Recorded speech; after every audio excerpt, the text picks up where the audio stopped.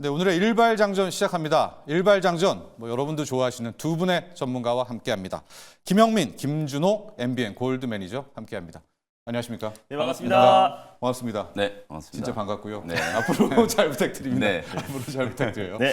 자, 그리고 또 우리 한번 첫 시작 방송인데 참 오늘 공교롭게도 여러 가지 악재가 함께하는 그런 첫 출발을 하게 됐습니다. 그러나 또 이걸 이겨내야 제맛 아니겠습니까? 네. 자, 일발장전 크게 세 가지 코너로 진행이 됩니다. 첫 번째 제가 던지는 이슈의 일발장전이 있고요. 두 분 전문가분들이 뽑은 정말 귀한 종목들이죠. 각각 일발장전을 준비하고 있으니까요. 계속해서 함께해 주시기 바랍니다. 자, 그럼 먼저 저의 일발장전, 정철진의 일발장전 보시겠습니다. 자, 제가 뽑은 오늘의 이슈 장전, 일발장전은 이 전쟁 공포와 환율 공포 대응 전략은으로 뽑았습니다. 자, 김영민 매니저님, 지금 두 가지 쌍포 악재입니다. 그렇죠. 근데 이게 또 맞물려 있어요. 전쟁 때문에 달러가 오르기 때문에 네. 환율의 공포가 함께하고 있는데 저희가 좀 궁금한 건 우리 수년간 이제 트레이딩 해 오시면서 지정학적 리스크를 많이 겪어보셨고 네. 또 패턴도 어느 정도 좀 꿰실 거 아니겠습니까? 그래서 그렇습니다. 오늘 많이들 떨려 하는데 네. 일반적으로 지정학적 리스크의 패턴은 이렇다. 한번 좀 소개해 주시죠. 이게 이제 꼭 주말에 우리가 이제 쉬는 동안에 이런 이슈들이 이제 터지니까 네. 주식 시장이 안 열리니까 이제 더 막연하게 이제 공포 심리가 잠도 더 못 자고. 올라갈 수밖에 네. 없는 상황인데 일단 가상화폐 시장은 개장이 되어 있었잖아요. 네. 비트코인의 시세를 보면 오늘 주식 시장의 이제 움직임도 어느 정도 이제 좀 예견이 되지 않을까. 이란이 이스라엘 본토를 이제 공격했다는 소식이 나오자마자 비트코인 가격이 이제 급락을 했다가 네. 지금 현재 시세를 보면 이제 우리나라 원화 기준으로 이제 9,800만 원이 또 네. 회복이 좀 되고 있거든요. 저점을 찍고 이제 빠르게 회복을 하는 이유는 사태가 어느 정도 좀 관리되고 있다. 이런 이제 뉘앙스를 좀 우리가 느낄 수 있는 것 같아요. 어저께 이제 바이든 대통령하고 이스라엘 네타냐후 총리가 이제 직접 통화를 하면서 네. 즉각적인 이제 보복은 하지 말라. 여기에 이제 합의가 됐다라고는 했는데 조금 전에 또 다른 언론 이제 보도를 보면은 15일, 이르면 15일 안에 또 이스라엘이 이제 또 보복 대응을 한다. 이런 기사도 좀 나온 것 같은데 어쨌든 제가 생각하는 건 이래요. 일단 위험 관리가 이제 어느 정도 최소한의 수준으로 되고 있다. 왜냐하면 이란이 이제 언제 공격을 한다라는 것도 정확하게 또 감지를 좀 하고 있었잖아요. 예상을 못했던 이제 공격이라면 그게 이제 조금 더 충격이 좀 클 수 있겠는데 정확하게 이제 예상이 좀 되고 있던 상황이었고 만약에 이스라엘이 보복을 한다라고 하더라도 이란이 했던 정도 수준. 네. 우리가 이제 지도를 보시면 아시겠지만 이란이 이스라엘 본토를 공격하려면 굉장히 많은 이제 거리로 이제 미사일을 좀 쏴야 돼요. 그래서 어찌 보면 이제 그 드론 공격을 했다라는 것 자체가 얘네들이 아주 또 파멸적인 어떤 단계로 가기 위한 공격을 한 건 아니구나. 이렇게 이제 우리가 추정을 좀 할 수 있을 것 같거든요. 그래서 일단 결론적으로 말씀드리면 사태가 어느 정도 관리는 좀 되고 있다라는 거에 주목을 좀 하시면 될 것 같고 방금 이제 질문해 주셨던 것처럼 결국 우리는 지정학적 리스크 이게 주식 시장에 이제 어떤 영향을 그렇죠. 좀 미치는지에 대한 부분이잖아요. 그러면 우리가 이제 과거의 선례를 봐야 되는데 가깝게는 이스라엘하고 하마스 간에 이제 있었고. 무력 충돌, 그다음에 또 러시아와 우크라이나 간의 전쟁.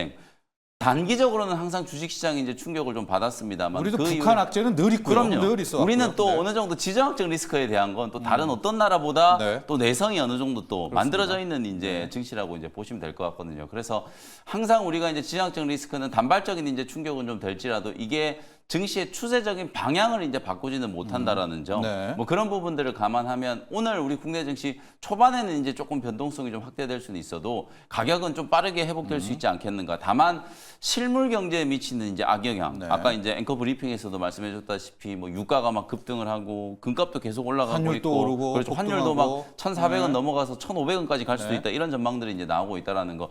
실물 경제에 있어서의 충격은 분명히 이제 어느 정도 예견이 좀 되는 부분이긴 합니다만 주식시장은 항상 리스크가 좀 선반영되는 거잖아요. 그런 부분들에 대해서 좀 주목을 해주시면 좋을 것 같습니다. 그렇습니다.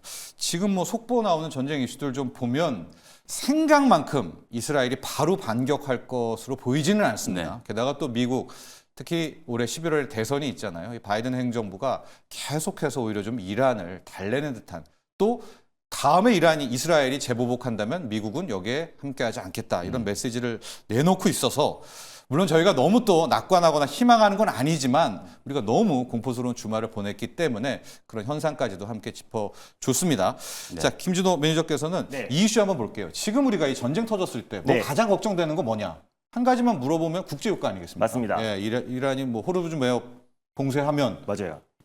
유가 폭등하고 네, 물가 120달러, 폭등하고 130달러까지 전망하더라고요. 금리 인하 날아가고. 네, 맞습니다. 근데요, 지금 유가가 안 네. 움직여요. 맞습니다. 이거 약간 뭔가 좀 희망? 네, 그동안은 이제 5차 중동 전쟁이 좀 확산될 거라는 우려감 네. 때문에 이제 유가가 먼저 좀 움직였다라 좀 보고 있고요. 근데 만약에 정말 이게 확전이 돼서 사실상 이란의 어떤 호르무즈 해협이 만약 봉쇄된다고 했을 때는 네. 유가가 다시 한번 치솟을 수 있지만 지금은 약간 소강 상태가 되지 네. 않았나라고 좀 보고 있습니다. 네. 왜냐하면은 이란 자체가 이게 더욱더 이제 확전될 거라고 지금 어느 정도 좀 봉쇄를 하고 있는 게 이스라엘이 대응이 없으면은 또 새로운 공격도 없을 것이다라고 좀 확전을 미리 막는 모습을 좀 보여주기도 했었고 네네. 또 바이든 대통령과 또 이제 네타냐후 또 이스라엘 총리 간의 어떤 통화 내용에서 우리가 이제 방어는 도와줬지만 공격은 도와주지 그러니까. 않겠다라고 좀 발언을 하면서 예. 이해했다라는 발언이 나왔어요. 예. 그게 조금 더 인용돼가지고 또 이제 뉴욕 타임즈에서는 또 이제 보복 계획이 없다라고 나왔는데 네. 아직까지는 좀 축조성 보도다라고 좀 보고 있습니다. 그래서 사실상 피해 자체가 워낙에 경미했고 또 군사 시설만 어느 정도 타격을 했고요. 또 어린아이 1명 정도만 좀 부상을 네. 입은 상태이다 보니까 확실하게 지금 이스라엘이 지금 이란을 다시 재보복할 만한 명분이 좀 부족한 상태가 아닌가 좀 보고 있습니다. 네. 그래서 속된 말로 한 방씩 주고받았잖아요. 그래서 그러다 보니까 여기서 추가적으로 공격을 한다고 했을 때 그때는 영국과 또 이제 미국의 어떤 도움이 없이 진행을 해야 되기 때문에 앞으로 뭐 경제적 피해와 또 그리고 국제사회에서의 어떤 고립과 경제 제재가 이어진다는 점을 놓고 봤을 때 이스라엘이 즉각적으로 5차 중동 전쟁을 어떤 발발하는 또 재보복을 하진 않을 것이다. 그럼 네. 모든 화살이 사실상 이제 이스라엘로 쏠릴 수 있기 때문에 오히려 이스라엘이 그 부분에 대해서 조심할 수 있다라고 좀 보고 있고요. 네. 오히려 우리가 이제 주말을 거치면서 조금 더 우리가 긍정적으로 볼 수 있는 부분은 이스라엘 지수입니다. 그래서 이스라엘 지수 같은 경우는 이제 금요일이 우리 시간으로 따지면 예. 토요일이고 또 예. 그리고 이제 일요일 같은 경우는 이제 월요일이다 보니까 어제 우리가 이제 일요일 시간에 이스라엘 증시가 열렸어요. 네. 근데 이제 TA 3호 35개의 대기업이 상장돼 있는 거고 또 125개 기업이 상장돼 있는데 두 개 지수 다 상승 마감을 네. 했습니다. 그래서 제가 이거 표를 한번 보여드릴게요. 어. 지난번에 작년 10월 같은 경우는 이제 하마스와의 어떤 교전이 있었을 때는 네. 하루 만에 거의 7% 이상의 이제 급락이 나왔음에도 네. 불구하고 네. 이번에 이제 영토의 직접적인 공격을 받았음에도 불구하고 증시가 상승 흐름이 나와줬다라는 네. 거는 우리가 사실 북한 리스크는 제일 잘 알잖아요. 북한이 동해상에 미사일을 발사했다고 네. 하더라도 증시는 굉장히 안정적이고 또 외국인들 투자자들은 떠난다고 하더라도 국내는 굉장히 차분한 모습을 보여줬던 만큼 사실상 이스라엘 국민들은 지금 현 시점 또 그리고 이란의 어떤 공격은 이미 예상됐던 부분이고 또 군사적 타격이라든지 그 피해가 굉장히 경미한 상태다 보니까 추가 재보복에 대한 가능성을 낮게 보고 이 지정학적 리스크에 대한 확산 우려감이 굉장히 낮게 봤다라는 부분에서 이스라엘 증시가 상승하지 않았나라고 보고 있습니다. 네. 그래서 우리가 현 시점에서는 굳이 너무 지나친 우려감으로 또 관련된 종목들과 시장에 대해서 뭐 투매에 동참할 필요는 없다라고 보고 있고 네. 장 초반에는 어제 뉴욕 증시의 어떤 하락으로 인해서 살짝의 좀 하락 출발은 할 수 있겠지만 그래도 빠르게 저가 매수와 안정을 찾을 수 있다라고 보고 있습니다. 투자 카페에서도 이스라엘 TA 지수 네, 맞습니다. 많이들 언급하고 TA 버텼다. 네. 쫄지 마라. 뭐 이런 네. 얘기들 많이 하고 있는데요. 그러나 우리에게는 이 환율 공포라는 또 하나의 공포가 남아 있습니다. 네네. 이 1,380원 넘어가니까 떨리는 그렇죠. 건데 저희가 환율 이슈는 이제 계속해서 오늘 준비를 하게 되는데요. 자, 이거 하나를 두 분 모두에게 좀 물어보고 싶어요. 네. 환율이 1,290원대부터 계속 올랐잖아요. 원래 이러면 외국인이 계속 팔아야 되잖아요. 그렇죠. 근데 이번은 1월부터 외국인이 계속 삽니다. 맞습니다. 이걸 어떻게 해석해야 될까요? 이제 방금 지적해 주신 포인트가 지금 현재 우리 국내 증시의 가장 좀 특징적인 네. 부분이라고 생각하시면 될 것 같아요. 환율이 지금 올라가고 있는 이유는 크게 이제 두 가지. 하나는 사실 지정학적 리스크 이제 배제하고 나면은 미국의 이제 금리 인하 시점이 원래 당초 예상보다는 좀 뒤로 지연된다라는 네. 거고요. 예. 그것 때문에 지금 국채 금리도 이제 상승을 하고 있고 달러 인덱스가 이제 강하고 특히 뭐 또 엔화가 워낙 지금 엔저 현상이 네. 이제 두드러지게 나타나다 보니까 그 부분도 이제 영향을 좀 미치는 건데 첫 번째는 어쨌든 미국 금리 인하 기대감이 이제 후퇴된 부분이거든요. 근데 이제 외국인 투자자들은 아무래도 이제 국내 증시 이제 대응을 할 때 아주 단기적인 시각으로 이제 보는 게 아니라 뭐 긴 사이클을 보고 이제 네. 시장 진입을 하는 거고 작년 재작년에 외국인들이 우리 국내 주식 비중을 많이 줄여놨어요. 근데 이제 긴 시각으로 봤을 때 한국 경제 이제 반도체 업황이 이제 살아나고 네. 제조업 경기가 이제 다시 회복된다라고 봤을 때 신흥국 시장에서는 가장 좀 매력적인 증시가 이제 될 수 있거든요. 그래서 금리 인하 시점이 지연되지만 결국에는 뭐 올해 하반기 지금 뭐 하긴 보수적으로 할 거 봤을 때는 아니냐. 언젠가는 할 네, 거다. 네. 뭐 이런 이제 인식이 워낙 좀 강하기 때문에 사실상 그게 몇 개월 지연된다라고 해서 증시 매력도가 크게 떨어지는 건 아니라는 네. 거죠. 그래서 외국인들은 지금 반도체 업종을 중심으로 제조업종에 대한 이제 매수세가 상당히 좀 강화되고 있다는 네. 부분. 그게 이제 연초부터 나타나는 흐름이고 지난주도 이제 말씀하셨던 것처럼 원달러 환율이 지금 1,375원까지 네. 상승하고 금요일 날 이제 끝났거든요. 근데도 외국인들이 팔질 않고 있어요. 네. 이제 네. 그 부분을 우리 투자자분들이 좀 주목을 해보시면 된다. 어쨌든 금리 인하 기대감이 이제 후퇴됐다는 부분에다가 지정학적 리스크가 이제 다시 이제 또 악재로 좀 작용을 하다 보니까 오늘 뭐 1,380원은 한번 뚫을 것 같은데 네. 환율이 1,400원을 넘어가지 않는다면 제가 볼 때는 이제 지정학적 리스크에 대한 부분들도 어느 정도 이제 반감되지 않을까라는 생각이 좀 들거든요. 그래서 예. 외국인들의 대규모 투매가 나온다면 사태가 이게 좀 심각해지는 거다. 이렇게 이제 보시면 되지만 지금 현재 말씀하셨던 것처럼 외국인들의 이제 매수세가 꾸준하게 좀 유입되고 있다라는 부분은 사태에 대한 이제 그나마 좀 희망적인 이제 부분이 아닐까. 이렇게 이제 이해를 하셔도 될 것 같습니다. 알겠습니다. 같은 질문입니다. 네. 이거 참 환율이 1,350원, 1,380원 네. 막 여구에서 난리 났다 하는데 맞습니다. 우리만 떨고요. 네. 외국인들은 계속 사요. 이걸 맞습니다. 어떻게 해석해야 될까? 그러니까 뭐 사실상 국내 증시가 최근에 글로벌 증시 가운데 낙폭이 좀 가장 컸지 않았나라 좀 보고 있어요. 사실상 금리 인하에 대한 기대감이 조금 후퇴하면서 국내 증시가 가장 민감하게 반응했었는데 사실 이제 외국인들은 어느 정도 이제 금리적인 문제도 사실상 금리 인하에 대한 어떤 가능성 아까 방금 김영민 기자님이 잘 말씀해 주셨던 것처럼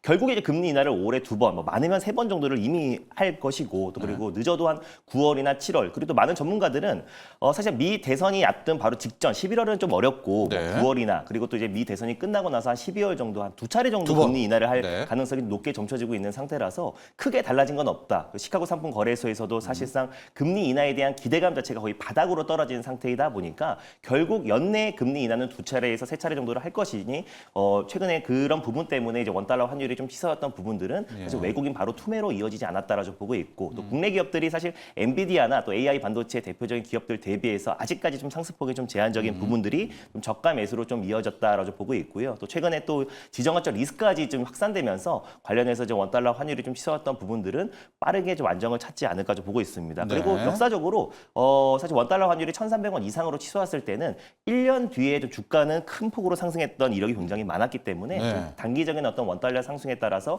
외국인 투매도 안 나오고 있는 상황에 우리가 너무 지나친 우려는 할 필요가 없다. 보고 좋습니다. 있습니다. 예. 네. 실제로 여기에서 환율 떨어지면 외국인 더 살 거 아니에요. 그렇죠. 예. 한번 기대를 해보겠습니다. 오늘 너무 낙관하는 건 아닙니다. 제가 한 가지만 네. 더 좀 말씀드리고 싶은 네. 게 뭐냐면 실제 우리 주식 투자하시는 분들이 좀 많은 이제 또 실수를 하시는 부분이 뭐냐면 아까도 제가 이제 실물 경제에 미치는 영향과 네. 주식 시장의 반응은 분명히 다를 수 있거든요. 예. 우리가 잘 알다시피 주식 시장이 그렇게 이성적이고 냉정하지 않아요. 네. 어찌 보면 실물 경제는 분명히 지금 유가가 이미 80달러, 90달러 막 네. 넘어갈 수도 있고 막 150달러까지 간다고 올라간다는 하니까. 전망도 나오고 있고 네. 환율도 막 1,400원 가까이 지금 네. 상승하고 있죠. 그다음에 이제 만약에 호르무즈 해협 봉쇄된다라고 하면 우리 경제 정말 실물 경제에는 미치는 파장이 분명히 좀 클 수 있거든요. 근데 주식 시장은 항상 이 지정학적 리스크를 빠르게 이제 가격 반영을 좀 시켜놓고 네. 오히려 이제 가격 반영이 되고 나면은 주식시장은 먼저 이제 회복이 되거든요. 실물 경제의 영향은 좀 오래 갈 수 있어도 주식시장은 이런 즉각적인 반응이 나타나는 게 이제 지정학적 이슈에 대한 이제 대응이기 때문에 너무 이제 실물 경제의 영향과 주식시장의 이제 영향을 같이 이제 이렇게 놓고 보다 보면은 오해할 수 있다는 네. 거죠. 오히려 실물 경제는 분명히 안 좋아진다니까 주식시장도 안 좋아지겠다 이렇게 이제 접근을 하게 되면 오히려 좀 엇박자가 날 수 있다라는 거. 그래서 그거를 너무 이제 심한 공포, 그렇죠. 또 심한 낙관, 뭐 맞습니다. 이렇게 해버리는 오류가 있다. 네. 이 점을 지적해 주셨고요. 자, 바로 이제 두 분의 일발장전으로 여러분 종목 소개로 가보도록 하겠습니다. 자, 첫 번째 일발장전, 김영민 매니저의 일발장전입니다. 네, 저는 오늘 이제 제약바이오 기업을 하나 좀 준비를 좀 해왔는데요. 예. 네, 지노믹트리라는 종목을 소개를 좀 해드려보도록 하겠습니다. 지난주까지 이제 또 반도체 종목들 좀 많이 강조해드렸고 실제로 이제 지난 금요일 날 반도체 업종이 전체적으로 이제 기술적인 반등은 조금 들어왔어요. 핵심 종목들 위주로 이제 기술적인 반등이 좀 들어왔고 특히 오히려 이제 반도체 업종보다 더 눈에 띄었던 건 금리 인하 기대감이 이제 후퇴하면서 가장 좀 큰 폭으로 빠졌던 업종이 제약바이오 업종이었거든요. 네. 근데 이제 제약바이오 종목들 같은 경우에는 단기 저점이 좀 만들어지면서 업종 대표주라고 할 수 있는 뭐 알테오젠이라든지 HLB 같은 이런 기업들이 바닥을 치고 이제 기술적인 반등이 좀 진행되는 모습이 좀 나타났기 때문에 오히려 증시가 아마 오늘도 오전장에는 변동성이 좀 극심하지 않을까 그렇죠. 저는 이렇게 네, 이제 보고 네. 있거든요. 근데 오히려 극심한 이런 변동성 구간에 주가가 많이 이제 올라와 있는 종목을 바로 접근하는 것보다는 오히려 이제 바닥이 좀 잡히고 있는 종목들을 대응하게 되면 심리적으로도 이제 조금 더 안정적인 이제 대응을 좀 할 수 있을 거라고 이제 보고 네. 가격적으로도 충분히 이제 제약바이오 기업들이 매력이 이제 부각이 좀 되고 있는 구간이기 때문에 저는 네. 오늘 제약바이오 업종 중에서 지노믹트리 그리고 지노믹트리는 뭐 신약을 개발하는 기업이라기보다는 암 이제 진단 키트를 만드는 기업이에요. 저 얼리텍시 이게 맞습니다. 뭐예요? 예, 얼리텍시가 이제 대장암 조기 진단 키트라고 이제 보시면 되는데 우리가 보통 이제 최근에는 암은 이제 빨리 좀 발견만 되면은 충분히 치료를 할 수 있어요. 왜냐하면 이제 좋은 치료제들 네. 특히 뭐 고형암이나 혈액암이나 뭐 좋은 치료제들이 좀 많이 나와 있고 그 조기에 뭐 1기, 2기 때만 이제 발견된다라고 하더라도 완치 확률이 거의 뭐 60%, 70%까지 이제 된다라는 얘기들이 네. 나오고 있기 때문에 결국에는 우리가 암을 정복하기 위해서는 치료제를 개발하는 것도 중요하지만 빠른 시점에 진단하는 것도 중요하다. 진단의 싸움이다. 그렇죠. 그래서 네. 빨리 이제 조기에 진단하기 위한 이제 키트를 개발하고 있는 기업이 바로 이제 지노믹트리고 그 제품 중에 대장암을 이제 조기 진단하는 키트로 이제 상용화되고 있는 게 얼리텍시라고 이제 생각하시면 될 것 같아요. 미국의 이그젝트 사이언스사하고 우리나라 이제 지노믹트리 딱 전 세계 두 군데 기업만 이 네. 대장암 조기 진단 대장암. 키트를 네. 상용화 이제 시켜놓은 상태이기 때문에 얼리텍시가 이제 최근에 국내는 뭐 1차 의료기관과 건강보험센터에 이제 건강진단센터에 보급이 지금 되고 있는 상황이고 네. 글로벌리하게 지금 확증 임상이 이제 2,543명을 대상으로 이제 진행이 되고 있는데 이게 이제 조만간에 4월 내지는 5월 달 안에 임상이 이제 마무리가 좀 될 걸로 보여지거든요. 만약에 이게 마무리가 좀 된다라고 하면 신의료기술 이제 평가 이후에 내년 1분기에는 건강보험에 이제 등재가 될 수 있어요. 만약에 이게 건강보험에 등재가 된다면 굉장히 이제 좋은 게 우리가 이제 건강보험공단에서 암 진단과 관련된 이제 서비스를 우리가 2년에 한 번씩 받을 수 있잖아요. 그렇죠. 그때 대장암 진단 항목이 이제 들어갈 수 있다라는 거예요. 네. 그러면 이게 건강보험에 이제 지원하에 들어간다라고 하면 정말 많은 분들이 이제 수혜를 좀 입을 수 있고 네. 지노믹트리 입장에서는 얼리텍시의 이제 보편적인 이제 보급이 상당히 좀 빨라질 수 있다라는 네. 이제 기대감을 좀 가져볼 수 있겠죠. 국내에서는 이제 그런 이슈가 있고 해외 쪽에서는 이미 이제 뭐 이그젝트 사이언스사의 시가총액이 지금 18조 원 정도 이제 되는 상황이다라는 걸 이제 감안해 보면 지노믹트리 이제 얼리텍시를 개발해 가지고 상용화를 이제 이미 성공을 한 상황이라는 걸 평가를 해 보면 지금 현재 시가총액이 한 6천억이 조금 못 미치거든요.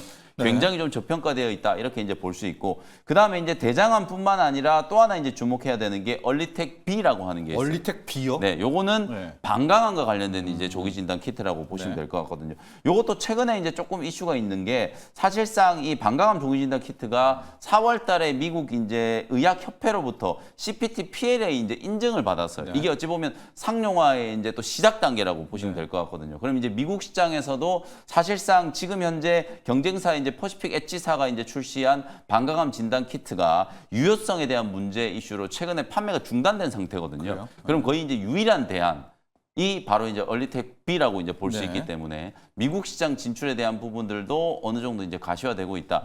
요 두 가지 이제 포인트만 놓고 본다라고 하면 사실상 분명히 이제 주가가 조금 상승할 수 있는 그런데요. 모멘텀이 충분히 이제 네. 있다라고 보여지거든요. 근데 이제 주가 흐름을 보면 연초에 이제 반짝 상승을 하고 난 이후에 조정을 좀 받다가 이제 완만하게 이제 상승 추세 우상향 패턴이 어느 정도 좀 만들어지고 있어요. 지난주 금요일 날도 5일선을 딱 이제 지지를 좀 받으면서 소폭 이제 기술적인 반등이 만들어지면서 25,000원 요 자리가 이제 어찌 보면 이제 박스권 상단 정도의 이제 기술적인 위치라고 볼 수 있을 것 같거든요. 네. 요 구간까지 이제 자리를 딱 올려놨기 때문에 만약에 박스권 상단에 대한 이제 돌파 시도가 좀 나오면 최고가 한 3만 원 정도까지 네. 추가적인 이제 상승이 좀 진행될 수 있지 않을까. 그래서 기술적인 위치도 뭐 크게 부담스럽지 않고 방금 설명드렸던 것처럼 얼리텍 B, 얼리텍 C 이 두 가지 조기 진단 키트에 대한 상용화 기대감 뭐 이런 것들이 충분히 이제 좀 주가에 긍정적인 영향을 좀 미칠 수 있지 않겠는가 이렇게 보고요. 가격 전략 한번 말씀 좀 네. 드려보도록 하겠습니다. 사실 제가 이제 매수 가격을 많이 이렇게 깔아서 하는 경우가 그리 많지는 않는데 오늘은 아무래도 초반에는 좀 시장이 네. 약세 출발할 수 있는 가능성이 좀 있기 때문에 뭐 많이 깐다라기보다는 한 24,500원 전후로 네, 네. 24,000원 초반이면 좀 더 좋을 것 같아요. 만약에 네. 한 2, 3% 정도 밀리는 구간이 나온다라고 하면 5일선을 좀 받쳐놓고 매수하는 전략으로 네. 대응을 좀 해보시면 될 것 같고 1차 목표 가격은 3만 원 정도 이제 실시를 해드릴 거거든요. 말씀드렸던 것처럼 박스권 상단에 대한 이제 돌파가 강하게 진행된다라고 하면 3만 원 정도까지는 추세적인 상승 흐름이 이어질 수 있다. 이렇게 이제 보면 될 것 같고요. 손절 가격은 뭐 최근에 만들었던 이제 저점 2만 원 정도를 리스크 관리하는 가격으로 생각하시고 대응 전략 한번 참고해 보시면 되겠습니다. 이 추급 차트면으로 보면 오늘이 참 아쉬운 것 같아요. 이게 오늘 원래 이런 이슈만 없었으면 그렇죠. 네, 주봉도 그렇고 일봉도 그렇고 한번 뚫고 올라갈 수 제대로 있는 자리인데. 이게 돌려놓는 건데 네. 오늘 장 초반과 오늘 하루 주가 한번 주목해 보시면 좋을 것 같습니다. 이 진호 미트리 봤고요. 네. 믹트리. 지난주 소개해줬던 종목 리뷰를 해야 될 것 같은데 지난주엔 제가 없었잖아요. 네. 리노공업에 대한 리뷰. 네. 리노핀. 아, 네. 저도 한때 좋아했었던 이 소켓, 테스트 소켓 업체입니다. 맞습니다. 네, 리노공업. 한번 리뷰 한번 해주시죠. 워낙 이제 실적에 대한 기대감이 좀 압도적이고 리노공업은 최근에 이제 뭐 온 디바이스 AI 네. 관련된 이제 수혜주로 뭐 여러 증권사들이 지금 커버하고 있는 반도체 이제 네. 핵심 기업이다라고 생각하시면 될 것 같아요. 제가 이제 소개해드렸을 때는 좀 뜨뜻미지근하게 좀 움직였거든요. 4월 11일 날 11일. 이제 소개를 해드렸으니까 소개해드리고는 이제 조금 주가가 바닥권에서 뭐 올라갈랑 말랑하는 그런 정도의 이제 흐름이었는데 네. 소개해드린 그 다음 날 그러니까 금요일 날 보시는 것처럼 주가가 또 최고가를 살짝 한번 네. 넘어서는 흐름이 나타났거든요. 뭐 기관 외국인들의 이제 공격적인 매수도 좀 들어오고 있고 워낙 이제 1분기 실적에 대한 이제 기대감이 좀 강하다. 예. 그래서 테스트 소켓 같은 경우에는 넓게 봤을 때는 뭐 AI 반도체 이제 대표적인 또 수혜 섹터이기도 하고 네. 어찌 보면 온 디바이스 AI 시장이 이제 본격적으로 이제 개화된다. 갤럭시 S24가 어찌 보면 이제 시장에 이제 문을 두드렸다라고 하면 애플도 이제 이 시장에 이제 참전을 하게 될 거고 많은 기업들이 이제 이 디바이스 폼팩터를 확장하기 시작하면서 온 디바이스 AI 시장이 이제 본격적으로 이제 커질 수 있다라고 보여지거든요. 그렇게 됐을 때 또 모바일 AP 쪽 이제 비중이 아무래도 리노공업이 좀 네. 높다 보니까 그런 부분들에 대한 이제 수혜까지도 예상이 좀 된다. 차트 흐름을 보면 뭐 굉장히 좋아요. 다만 이제 오늘 리노공업을 포함한 반도체 소부장 종목들이 아무래도 이제 지정학적 리스크 때문에 초반에는 이제 조금 달래는 흐름이 좀 나올 거거든요. 예. 약간의 이제 눌림이 나온다라고 하더라도 저는 이제 이런 말씀을 좀 드리고 싶어요. 아까 뭐 지노믹트리도 이제 기술적인 흐름 잠깐 짚어드렸습니다만 이게 지정학적 리스크 때문에 이제 흘러내렸던 자리는 결국 빠르게 이제 만회가 좀 되고 어차피 올라갈 종목들은 뭐 하루 이틀 늦게 간다라고 하더라도 결국은 저는 간다라고 보거든요. 그래서 이번 주 초반에 이 지정학적 리스크와 관련된 부분들만 좀 잘 견디고 난다면 리노공업은 충분히 신고가 랠리가 한번 나타날 수 있는 가능성이 있지 않을까. 그래서 뭐 30만 원 정도까지 가격을 좀 열어놓고 오늘 조금 흔들린다라고 하더라도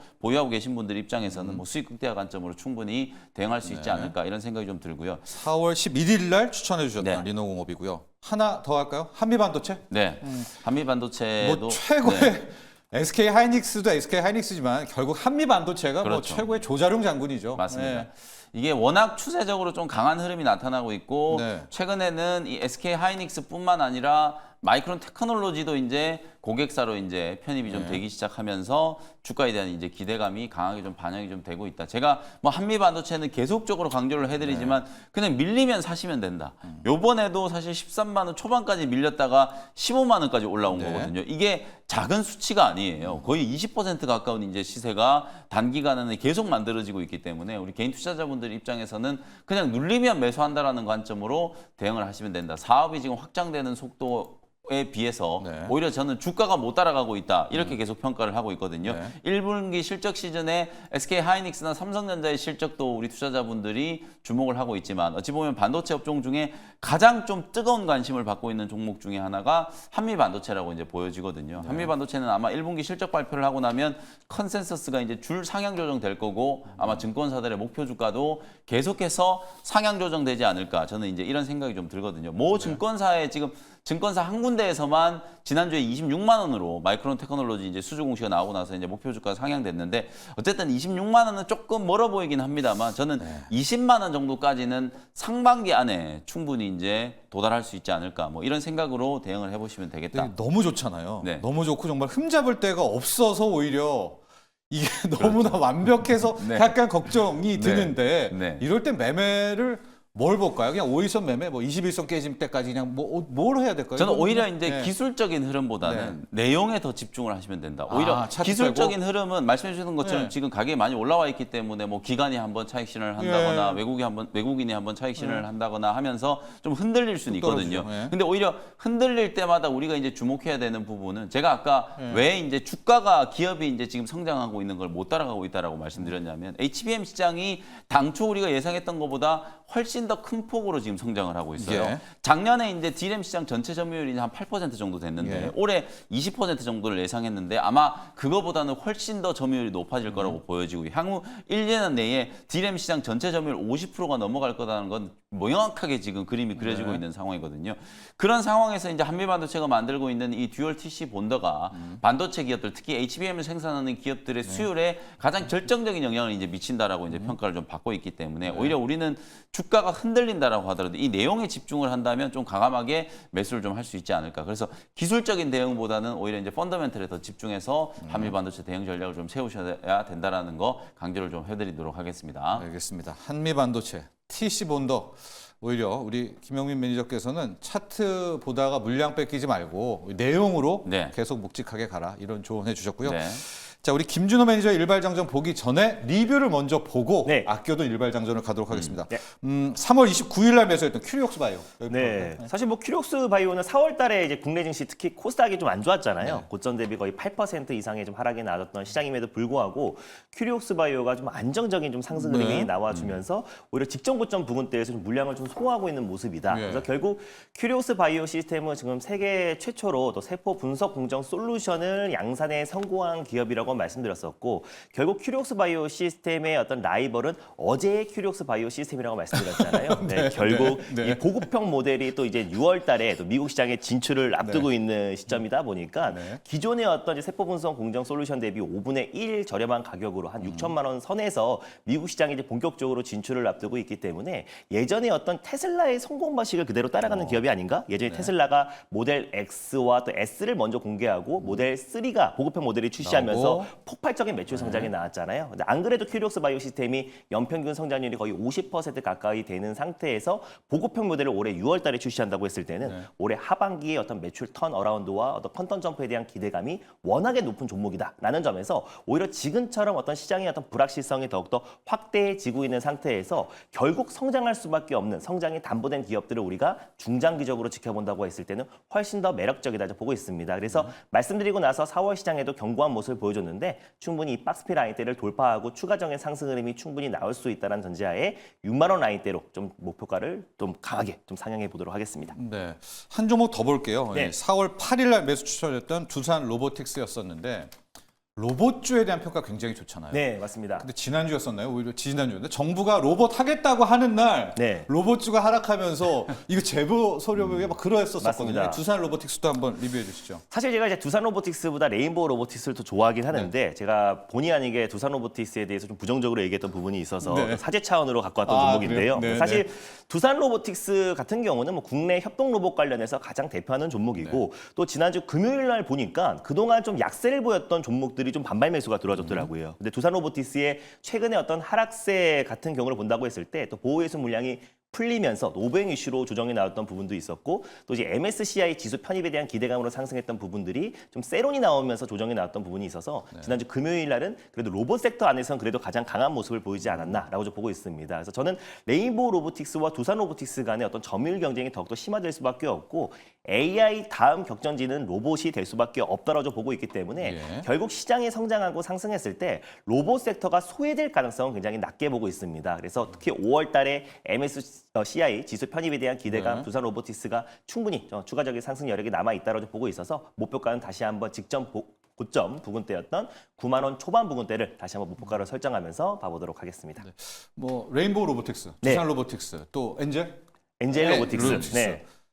다 괜찮아요? 저는 로봇주가? 사실 네. 레인보우 로보틱스를 가장 좋아해요. 시청자분들도 아시겠지만 사실 저는 레인보우 로보틱스라고 쓰고 삼성 로보틱스라 읽는다라고 말할 정도로 결국 이제 레인보우 로보틱스는 결국 삼성 로보틱스가 될 수밖에 없고 네. 사실 휴머노이드 로봇 쪽에서 지금 글로벌 테크 기업들의 경쟁이 심한데 결국에 휴머노이드 로봇 또 그리고 카이스트 연구진들이 설립한 기업이 레인보우 로보틱스고 뿐만 아니라 육군과 협업해서 다간절 로봇뿐만 아니라 지금 협동 로봇과 또 그리고 휴머노 로봇을 삼성의 반도체 공정에 직접적으로 투입하고 있는 기업이라서 많은 어떤 특허와 어떤 기술적인 부분들을 피해서 삼성이 새로운 걸 개발하기보다는 레인보우 로보틱스의 인수 시기를 좀 빠르면 올해, 늦어도 한 내년 안에는 인수 시기를 서두르지 않을까라는 관점에서 결국 삼성이 추진하고 있는 신성장 동력 중에 가장 하나가 로봇이고 그 안에 대표하는 기업이 레인보우 로보틱스라 장기적으로 저는 레인보우 로보틱스를 굉장히 좋게 보고 있습니다.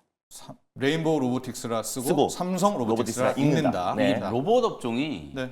사실 이제 많은 투자자분들이 한 번 갈 때가 됐다라고 이제 기대를 했던 게 네. 한 3월부터거든요. 근데 네. 이제 저 역시도 이제 3월 달에도 이제 로봇 업종 많이 강조를 해드렸는데 재료도 있어요. 맞아요. 네. 사실은 기대보다 좀 못 갔어요. 네. 근데 이제 정책에 대한 이제 이슈라든지 네. 시장 성장에 대한 이제 기대감이 워낙 이제 명확한데 못 가는 이유를 이제 우리 곰곰이 좀 따져보면 네. 뭐 업종에 대한 불확실성보다는 저는 이제 매크로 이슈가 강하다라고 봐요. 아무래도 금리나 이제 기대감이 많이 좀 후퇴를 하다 보니까 네. 성장주에 대한 이제 투자 심리가 많이 좀 위축되어 있는 상태잖아요. 그게 이제 가장 좀 극명하게 이제 반영되는 게 환율과 이제 금 가격이라고 보시면 네. 되거든요. 그래서 결국은 로봇 업종은 뭐 저 먼 미래를 이제 보고 이제 가는 성장주 말 그대로 이제 근데 지금 실적이 당장보다는 찍히는데. 그렇죠. 네, 일본은. 실적이 지금 좋아지고 네, 있거든요. 네. 실제로 올해는 아마 로봇주들 중에서도 흑자 전환 이제 하는 기업들이 꽤 많이 저는 네. 늘어날 거라고 봐요. 그래서 그런 부분들을 이제 감안한다라고 하면 투자 심리만 이제 조금 회복되기 시작하면 이제 금리와 관련된 이슈 또 뭐 지정학적 리스크 지금 네. 또 불거졌지만 요런 이제 재료들만 좀 완화된다라고 하면 가장 먼저 이제 또 가격 반등을 할 수 있는 업종이 이제 로봇 업종이기 때문에 네. 미어도 다시 한번 3월 달에도 제가 강조를 알겠습니다. 해드렸지만 4월 달에도 저는 로봇 업종 좀 꼭 보시라는 말씀을 좀 드리고 싶습니다. 알겠습니다. 자, 여러분 많이 기다리셨죠? 이제 네. 일발장전의 세 번째 일발장전. 김준호 매니저의 일발장전 보시겠습니다. 네, 저는 오늘 일반 장전으로 좀 김영민 매니저님과 생각과 비슷한데 네. 오히려 지정학적 리스크로 이제 관련된 뭐 유가라든지 뭐 해운 또 그리고 원자재 관련 종목들을 매수하기보다는 오히려 바이오와 이제 반도체 또 성장 섹터 중심의 줍줍을 하는 게 훨씬 더 바람직하지 않을까 보고 있습니다. 그래서 사실상 전쟁 리스크 관련된 종목은 이스라엘이 재보복을 확인하고 매수해도 늦지 않는다라고 좀 보고 있고요. 네. 오히려 지금 바이오와 또 AI 반도체 기업들의 어떤 주축 찬스로 우리가 한번 활용해 볼 필요가 있다라고 보는 관점에서 ISC라는 종목을 가져왔습니다. 이제 특히 실리콘 러버, 고무 형태의 어떤 이제 소켓, 최종 테스트 소켓 관련해서 글로벌 시장 점유율 1등 기업이고 2004년도에 양산에 성공한 기업이기도 하고요. 네. 2015년 이후에 꾸준하게 글로벌 1위 자리를 굳건하게 지키고 있는 기업이다. 그래서 워낙에 이 고객 다각화가 잘 되어 있는 기업이다 보니까 매출 비중이 큰 기업도 10%가 넘지가 않아요. 그래서 네. 그만큼 해외 매출 비중이 높고 또 국내외 어떤 테크 기업들에게 최종 테스트 소켓을 공급하고 있는 기업이다라고 보시면 될 것 같아요. 그래서 지난번에 김영민 매니저님이 소개해줬던 리노공업 같은 경우는 이제 포고핀 방식인데 네. 포고핀보다 이제 실리콘 러버 형태의 어떤 장점이 굉장히 많습니다. 그래서 네. 정기적 접촉 면적이 굉장히 넓기 때문에 신호 손실이 거의 없기도 하고요. 또 그리고 단자 손상 위험이 굉장히 낮고 또 대량 양산이 가능하기 때문에 AI 반도체에 관련된 최종 테스트 소켓 수요가 폭발적으로 증가하면서 올해가 이제 ISC의 어떤 매출 턴어라운드와 어떤 매출 실적 성장이 좀 원년이 될 수 있는 해가 되지 않을까라고 좀 보고 있습니다. 그래서 네. 고객사는 뭐 삼성도 있고요, 뭐 SK 하이닉스도 있고 또 인텔 또 그리고 AMD 또 엔비디아가 주요 고객사다라고 보시면 될 것 같은데 예. 보통 이제 최종 테스트 소켓 같은 경우는 이제 전 패키징이 끝난 칩과 또 그리고 검사 장비 사이에 들어가는 게 최종 테스트 소켓인데 인텔이나 또 엔비디아, AMD 같은 기업들은 R&D 단계부터 이제 최종 테스트 소켓을 사용을 합니다. 그래서 최근에 인텔도 그렇고 엔비디아, AMD도 차세대 AI 반도체 칩 관련된 개발을 확대하고 있는 상황이다 보니까 네. ISC의 최종 테스트 소켓이 더욱더 폭발적으로 수요가 확대될 수밖에 없다라고 보고 있고요. 또 최근에 이제 SKC 계열의 이제 앱솔릭스가 유리기판 양산을 앞두고 있는 시점인데 네네. 앱솔릭스와도 어떤 협업을 추진하면서 ISC의 어떤 테스트 솔루션이 공급될 것이라고 전망이 되고 있어요. 네. 그래서 올해가 저는 유리기판뿐만 아니라 이제 차세대 반도체 관련된 또 투자를 확대하고 있는 상황에서 ISC의 최종 테스트 소켓이 더욱더 폭발적으로 증가할 수밖에 없다라고 좀 보고 있고 뭐 CPU뿐만 아니라 GPU에도 시스템 반도체 최종 테스트 소켓의 어떤 수요가 비중이 확대되고 있는데 HBM 관련해서도 소켓을 개발하겠다, 준비를 하겠다라고 좀 밝혔고요. 네. 뿐만 아니라 차량용 반도체까지도 차량용 최종 테스트 소켓 관련된 시장에도 진입하겠다라고 밝혔기 때문에 올해 ISC의 어떤 매출 성장과 또 실리콘 러버 시장이 더욱더 폭발적으로 증가하고 있다는 점을 놓고 봤을 때 ISC를 일발장전 종목으로 가져와 봤습니다. 자, 근데 이제 테스트 시장, 특히 테스트 소켓 시장 전망도 네. 봤잖아요. 앞서 이제 리노공업도 해줬고, 리노핀, 이제 러버 소켓이잖아요. 네, ISC는. 근데 주가만 놓고 보면 ISC가 네. 약간 못 가요. 맞아요, 그러니까 맞아요. 테스트 뭐 살래? 하면은 네. 나 리노공업 살래. 나 ISC 살래. 이랬잖아요. 맞습니다. 근데 약간 지금 1억 5승인데 ISC가 약간 주춤해요. 이거 최근에는 어떻게- 그랬어요. 그래서 네. 작년만 본다고 하더라도 주가 차트를 보면은 네. 사실 이제 한미 반도체와 이수페타시스와 함께 사실 AI 반도체 쪽에서 가장 큰 상승 흐름이 나왔는데 그 이후에 이제 다음. ISC가 이제 네. SKC에 이제 편입이 되면서 네. 그러면 이제 삼성전자 향 이제 ISC의 어떤 소켓이 줄어드는 거 아닌가라는 우려감 때문에 네. 주가 조정 흐름이 나줬는데 네. 그렇게는 절대 안 보는 게 이 ISC 또 실리콘 러버 쪽에는 압도적인 독보적인 기술을 가지고 있기 네. 때문에 삼성의 어떤 이제 공급 계약 체계는 그대로 유지가 되고 또 SK가 사실상 HBM 쪽에서 비교 우위잖아요. 네. 그럼 SK 향 매출이 더욱더 늘어난다고 했을 때는 실적에는 전혀 문제가 안 된다. 그리고 아까도 말씀드렸다시피 고객 다각화에 성공한 기업이다 보니까 결국에 인텔 또 엔비디아 향 매출도 폭발적으로 증가할 수밖에 없다는 점에서 최근에 ISC가 다시 한번 AI 반도체 수요의 가장 큰 수혜주라고 주목을 받으면서 네. 최근에 이제 거래가 들어와주면서 상승 흐름이 나아지고 있는 모습이에요. 그래서 저는 오히려 ISC가 직전 고점을 돌파하고 다시 한번 한미 반도체와 손잡고 네. AI 반도체 상승을 충분히 견인할 가능성이 높다라고 좀 보고 있어서 네. ISC를 오늘 탑픽으로 좀 가져와 봤고요. 가격 전략 바로 네. 말씀드려볼게요. 네. 저 또한 마찬가지로 지정학적 리스크로 오전장은 국내 지시가 좀 흔들릴 수 있다고 좀 봐서 조금 깔아서 말씀드리겠습니다. 매수가는 95,000원 말씀드려보도록 하겠고요. 목표가는 117,000원 그리고 손절가는 82,000원 말씀드려보도록 하겠습니다. 네. 자, ISC SK 하이닉스로 갔다고 삼성 물량 안 네. 받는 거 아닙니다. 받는다 이런 이야기 해주셨습니다. 자, 오늘 일발장전 투 매니저 분께서 제시하신 종목 대장암 진단 키트죠. 지노믹 트리 그리고 러버 소켓 ISC입니다. 오늘 함께 지켜보도록 하시고요.